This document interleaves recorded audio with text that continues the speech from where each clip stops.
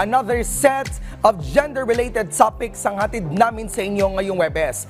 Bibigyan linaw natin ang ibig sabihin ng gender identity, gender expression, at sexual orientation. So, ano ba bang iniintay natin? Let's G for G terms!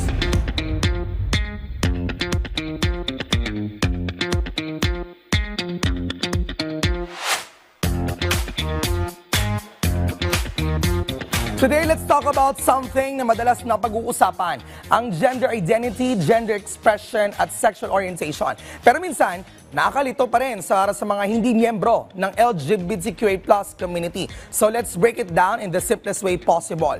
Unahin natin kung ano ang gender identity. Ito yung pakiramdam mo sa sarili mo kung ikaw ay lalaki, babae, bakla, tomboy, etc. Hindi ito tungkol sa katawan mo o sa iyong physical appearance and traits. Ito ay tungkol sa kung sino ka sa loob. Example, may mga taong assigned female at birth, pero deep inside, alam nilang lalaki sila. That's a transgender man. Meron ding iba na non-binary, meaning they don't see themselves as strictly male or female, and that's totally valid. Pangalawa, gender expression. Ito naman ang panlabas mong itsura o anyo at kilos, kung paano ka manamit, magsalita at gumalaw. Maaring lalaki ang gender identity mo, pero expressive ka. Mahilig ka sa makukulay na damit, nails o makeup, o kaya babae ka pero gusto mong simple or masculine ang style mo. Diyan, punta naman tayo ngayon sa, dagdag din natin, no? Expression doesn't always match identity. And it doesn't have to. O pangatlo, kung meron tayo gender identity, gender expression, ito naman, sexual orientation. Ito naman ay kung kanino ka na-attract emotionally, romantically, o sexually. Pwede kang ma-attract sa ibang gender o yung tinatawag na heterosexual. Sa parehong gender means you are either gay or lesbian, or both, or bisexual, o minsan, wala kang romantic feelings or interest at all, which is called asexual.